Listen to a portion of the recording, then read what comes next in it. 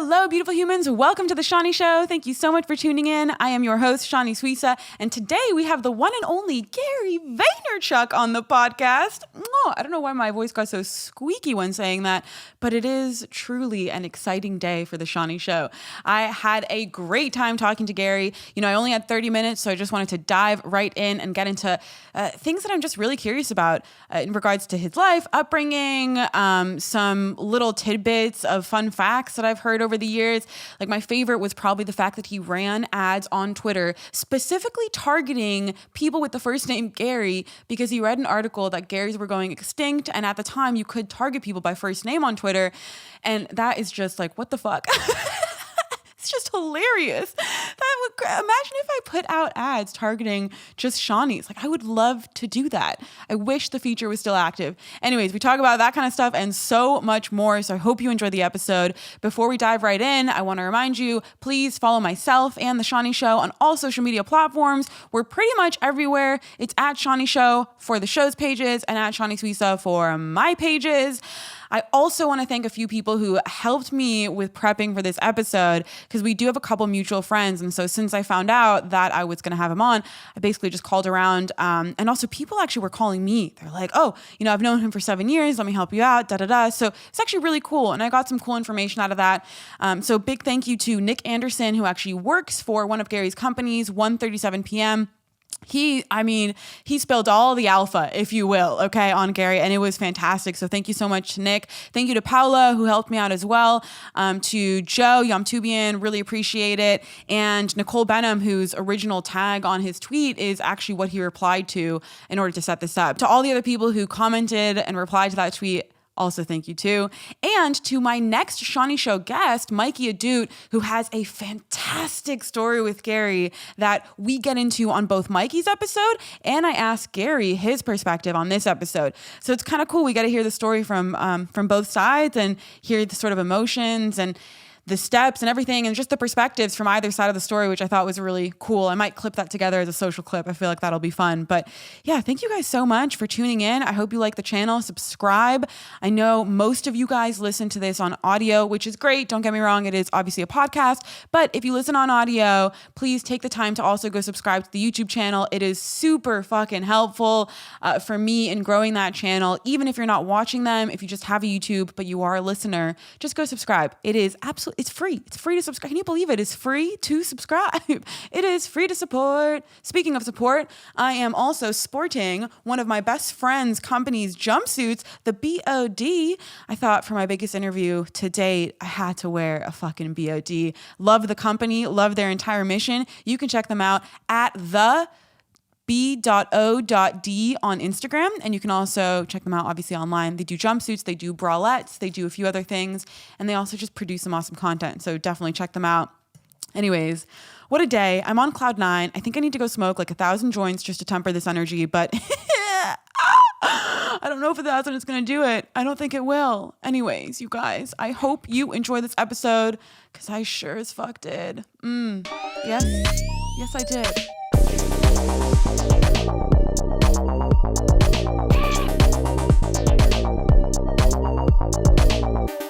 Hello, Gary V. How are you? Good. How are you? Thank you so much for coming on. Happy to do it. Baddest entrepreneur on the planet on the Shanni Show. This is exciting. Thank you. All right, so we have 30 minutes, so I'm just going to dive right in. Yesterday, on my podcast, I had Mikey Adut come on, and he was telling me the story of when he brought you what he wrote, kind of like in Habit Nest practice, if you will, but all related to your content. And I'm wondering what that experience was like for you, having somebody come and bring you something so out of zero self-interest based on your content.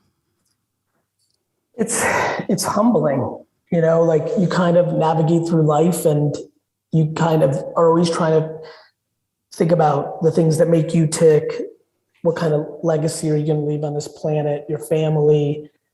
For me, it's very easy to think about selfish things and selfless things. I think so much of my content is grounded in higher purpose mentality, meaning I'm in such a good place emotionally and have been pretty much the majority of my life that it makes you kind of want to pass on some of that energy. I'm so grateful for kind of the mother I had and the challenging immigrant circumstances. And so when things like that happen, you're flattered, you kind of, you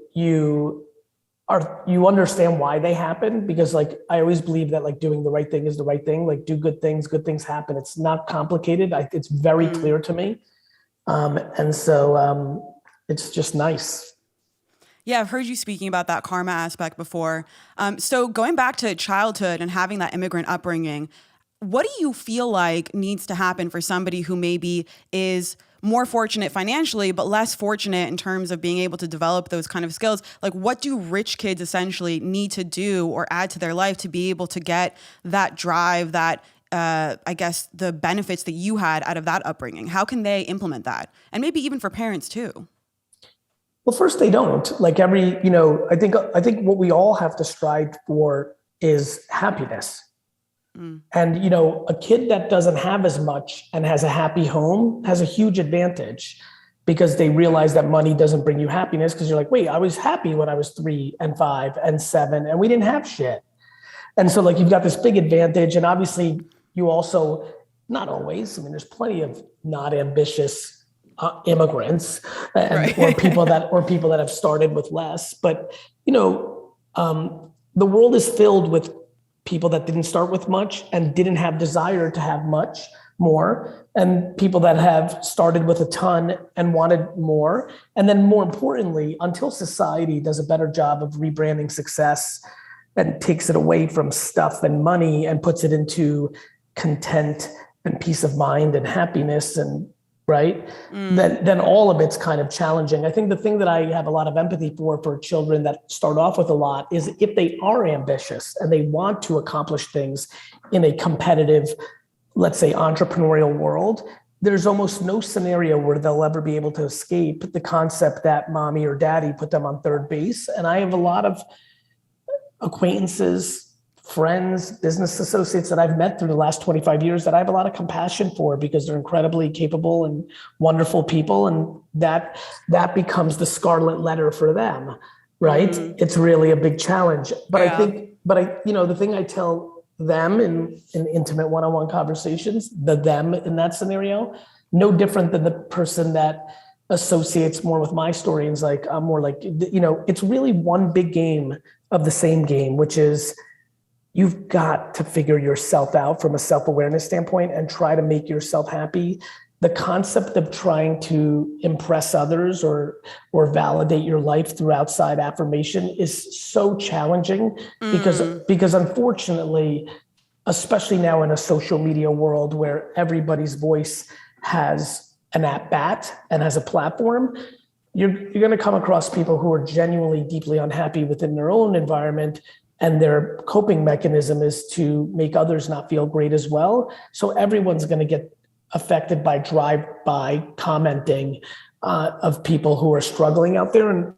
And for me, what I try to talk about is, for the people that are on the other side of those drive-bys, can you get to a mental place where you're accepting that with compassion for that person instead of equal anger in return?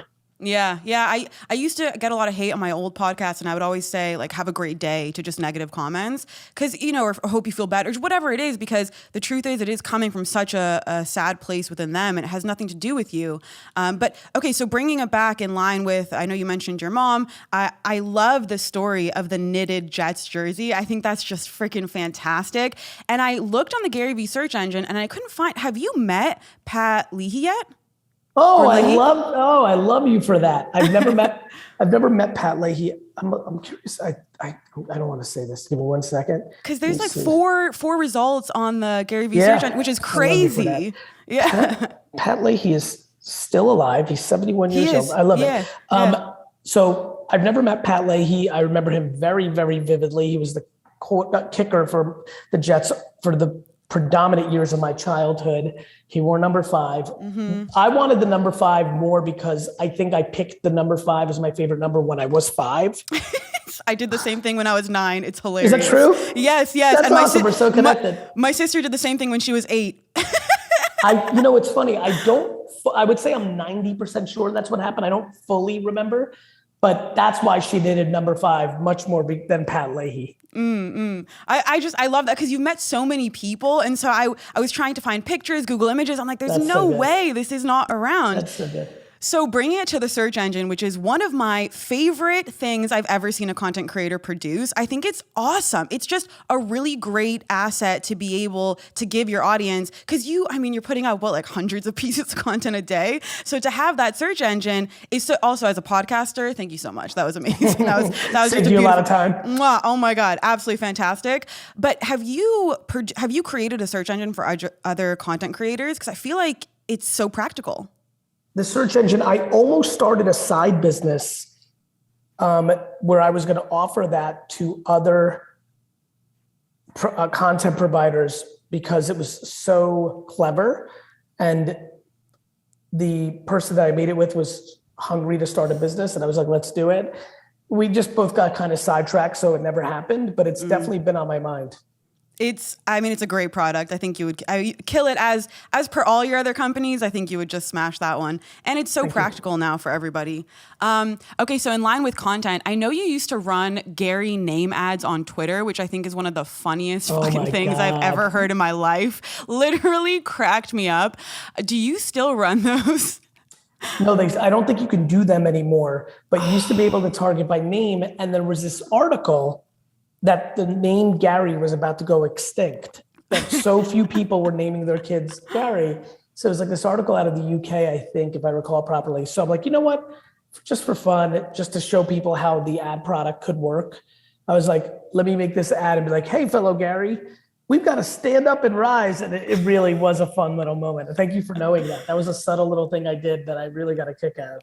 Oh my God, that's hilarious. That was hilarious. I thought you were about to like create some sort of Gary army, just like a bunch of different Discord group chats of all the Garys in the world. There are just not that many of us at the end of the day. Yeah, it's fantastic. Okay, so another thing that I've heard about you is that you consider yourself a sort of blend of Macho Man, aka Randy Savage, and Eddie Murphy. And I'd love to know from your end, what about both of those two people do you feel it combines to make the Gary V? So the context of that was somebody was asking me like what my speaking style was on stage. Why? Right. It was actually from the angle of, one-on-one or how I operate my business is incredibly different than I am on this podcast, which is different than I'll be on stage. And obviously on stage, there's just such a hyped up version of myself. And I really didn't know. And people would always ask me, especially people that really knew me actually would ask a lot early on in my career, being like, man, you get way up there on your energy on stage versus day to day. I obviously have a lot of energy day to day, but not to the same. And I gave it some thought. And I was like, I really think this has to do with the fact that I loved stand-up comedy as a kid, Richard Pryor, Eddie Murphy. And I also loved the way that wrestlers would do promos for like WrestleMania. They would be so hyped. You'd have, 30 seconds, this Thursday night, I'm going to body slam, and I really kind of, after a couple of years, I'm like, wait a minute, it kind of hit me. I'm like, that's what's going on there. I am like every other human. I'm affected by the things that I'm consuming as a child and my adolescence. And I think it's showing up here in this format. I love that. Did you watch WrestleMania this last weekend? I haven't watched it yet. I pay for the WWE network, so I'll watch it when I get a chance. I couldn't do it, but I do watch every WrestleMania. It's fantastic. It's actually a perfect segue into the next question, which is about Logan Paul, because he was in WrestleMania. Apparently he killed it. I didn't watch it either, but my MMA Twitter was just going off about how great he was. And you discovered Logan. And I'd love to know a little bit about that competition that you ran with Jérôme Jarre, how that sort of came about, and also what you saw in Logan that gave you that sort of snap. He was going to be something where he had it in him. We ran a campaign for Virgin Mobile at VaynerMedia, and the concept was find the next Vine star, because we wanted relevance with youth. And we convinced Ron Ferris, who's a great executive there, that Vine was coming up next. Jérôme Jarre was somebody who I connected with very, very early on. He was a fan of my book. He actually learned how to speak English reading Crush It when he was in China. He grew up in France, went to China. When I first met him, he told me the story of how I met him at a conference where he beat me in rock, paper, scissors to then get the rights to have lunch with me in New York. And we finally did it. It was like 9:30 p.m. at night. I'll never forget it. It ended up being dinner, not night lunch. And I was like, this kid's got it. And we started a Vine talent agency. We signed Rudy Mancuso, Grape Story. I mean, we were really in it. And Jérôme really deserves 90% of the credit. We had this competition. He's like, here are like 3 or 4 of the finalists to like pick it. And he's like, I think this kid. And I was like, yeah, definitely. And then he flew into New York. We met him. And it was a mixture of tenacity and just energy, and he had a lot of humor, and just like hunger. It just, for me, the thing that's really easy to see is hunger. I really sense it. I admire it. And I think it was very obvious that was in him. And so that's what I recall from that. Yeah. What do you think about the career that he's created now ever since then? I mean, he's basically built an empire. Yeah. I mean, he's been tenacious. Obviously, anybody who's building something, you look at all the pop stars and TV stars prior to this, social media, era. And it's really hard to not have a misstep. Like every human on earth, all 8 billion, if the public eye was watching every one of their steps from, 9, let's go Michael Jackson, 8 to like 22, people are going to have missteps. And so I think he has had a couple here and there, but when you look at the body of work, I think it's just been really well done. And he's a good dude, and very, very tenacious and smart, and building.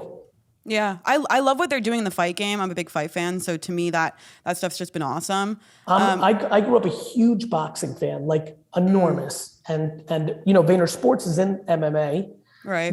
We have actually a big night tonight. We rep Aljamain Sterling, who's got a monster fight tonight. You do? I'm so excited for that one. I said on the Ringer show yesterday, I hope Aljo wins. I want him to fuck shit up in the fan base. Like, I just want to see that happen. God. Let's go. If Aljo wins, and by the way, obviously Aljo's family, but I'm not confused because I'm able to detach.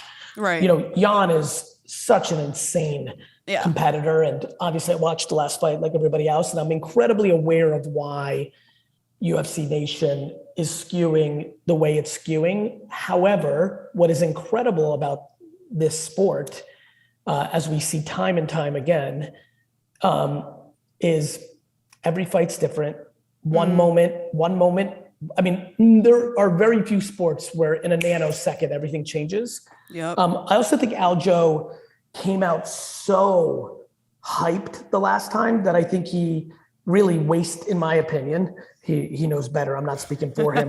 We did not speak about this because I would never tell Aljo this because I don't want to get knocked out in a second. He's the best. I love him. But he spent so much energy in that first round.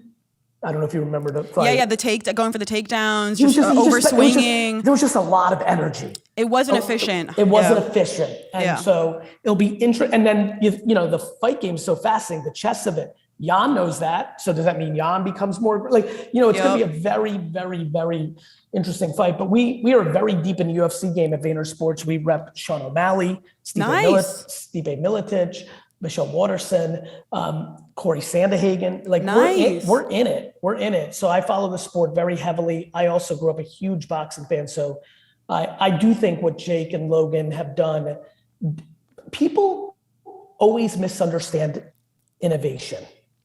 I mean, I remind a lot of my UFC friends that it was only 20 years ago when everyone said this wasn't a sport. Yeah, it was illegal at one point. You know?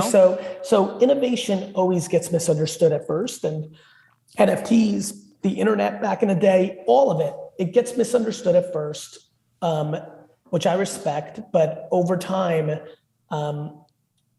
innovation, when it's right, always has the last laugh. Netflix was made fun of. The Kardashians were made fun of. UFC was made fun of. These are now pillars of our pop culture society. So I think people misunderstand when people are innovating, and I think the Paul brothers are. 100%. I was once at a party when someone told me that people need to stay in their lane and not try things that they'd be bad at. And this was in reference, I think, to like James Corden acting. And I looked at him and I was like, what the fuck? Like, how are you even thinking that way? Everybody should be able to try what they want. And when I look at what Logan did, like going and fighting Floyd, if I was a massive YouTuber with that much money and I could just, put on events like that, yeah, I might take Valentina on in a boxing match if I've been training for a couple of years. Like, hell fucking yes. Valentina scares me more than Floyd.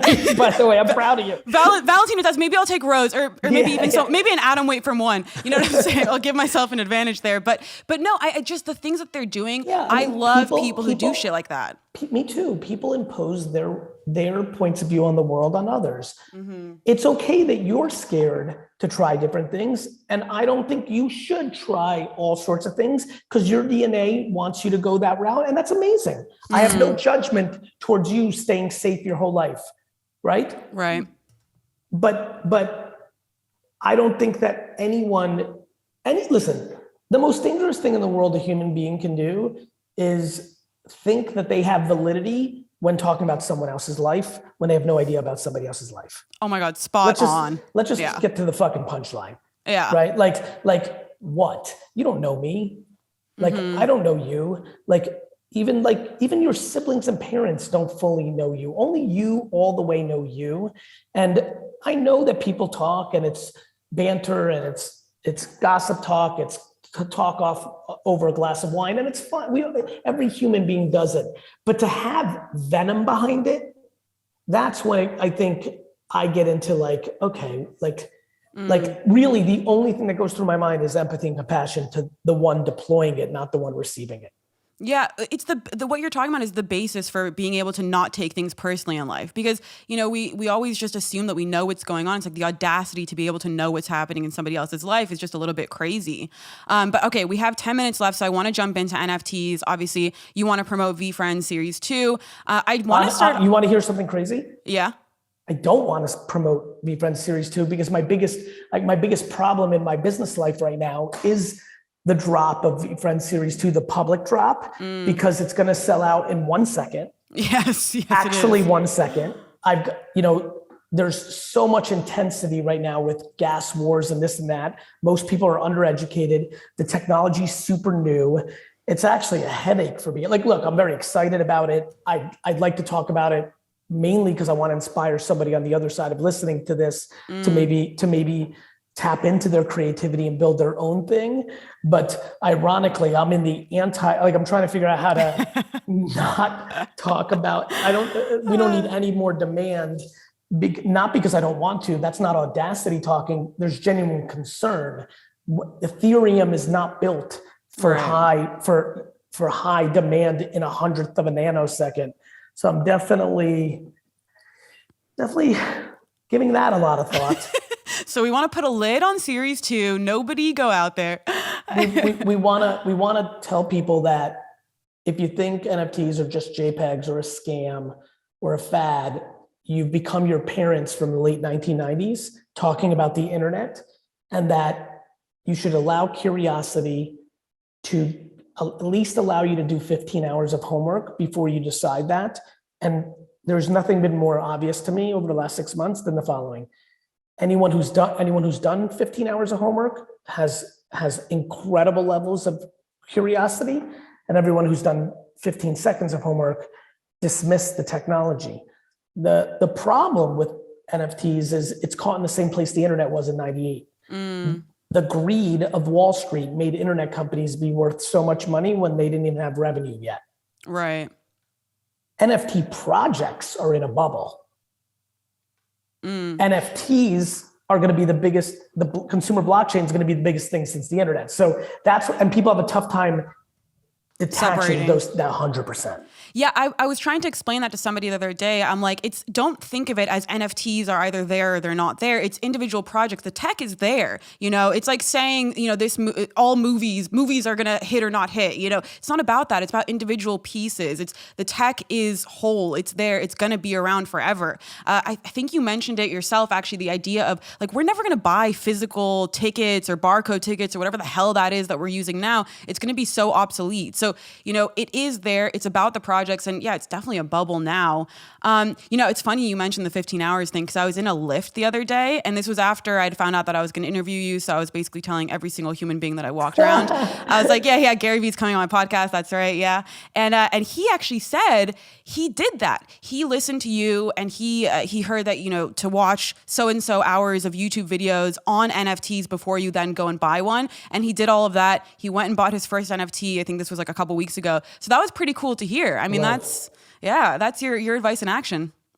Thank you for sharing that. It's the best. I really, I expect the next 24 to 48 months to be bumpy. I do think there'll be bubble bursts. I think there'll be, steps backwards. It's just early technology. It always happens, right? Credit cards were stolen when the internet came along. That was a whole new thing we had to figure out, right? People are getting scammed out of their NFTs. That's a thing we have to figure out. But I think that in the long term, this is going to be profound. Yeah. Oh, absolutely. So I was talking to Paolo, who I know is a mutual friend as well, and he was telling me that you're in the DGen Chat and that you're fairly active. I just want to know, how are you balancing, like you do so much shit. How are you also active in a DGen Chat? And is that just rooted out of the passion for NFTs? 100%. I was just texting in some other, I get added to all these Twitter, Discords, yeah. Discord, like not Discords I have to do, but like Twitter group chats. Paolo, I've known for a long time. He added me to this one. I have tons of different kind of chats going on.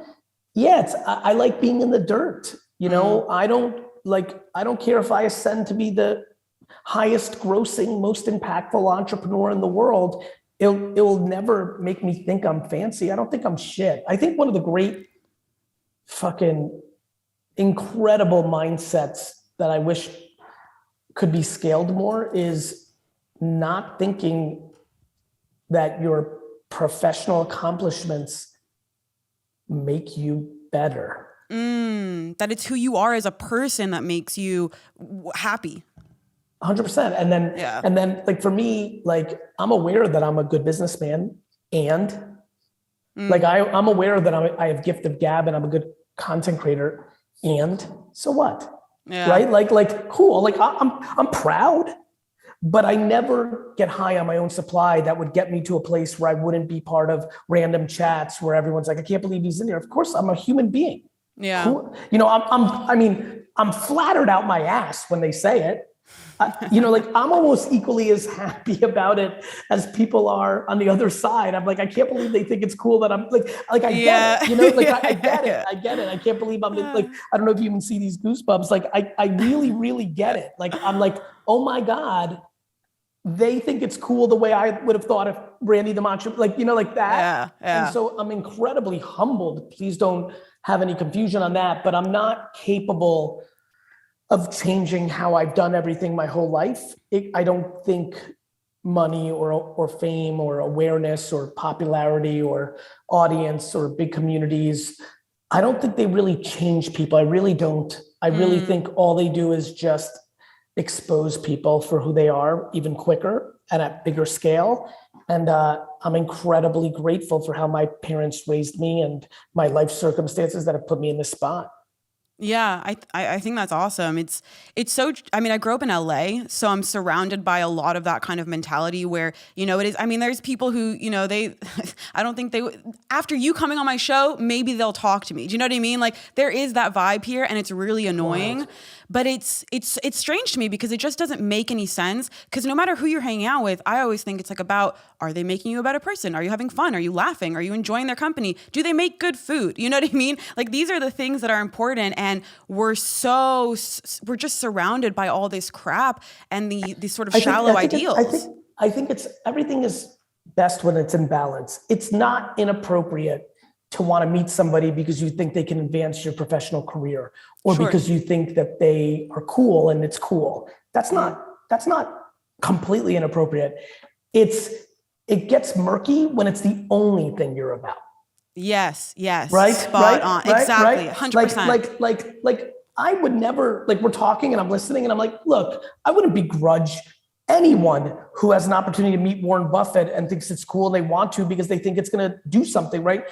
Or James Corden, like you mentioned, or Michelle Obama, or that's incredibly appropriate. But to be 100% judgmental of people because of, are they verified? How many followers do they have? How much money do they have? 24/7, 365, that's your framework. That sucks. Yeah, that does suck. I feel like it's such a hindrance to happiness. Absolutely. So I guess to ask one final question, what do you feel like the metaverse is, specifically like Decentraland and things like that? How do you feel like that's going to impact how we interact online and perhaps some of what we're talking about now as well? That's a tough question because I don't think those metaverses, as we all know them, are as far along as maybe a lot of us are curious or wish they were. I'll have a much better answer for you the first months that millions and millions and millions of people doing it. Then I'm very good at being a taste tester, not a fortune teller. Got it? I'm really good. I would have been perfect on the boats that first came to America. I would have been the person that jumped off and like the king or queen would have been like, eat that. I'm like, okay. I would eat this berry and be like, hope I don't die this time.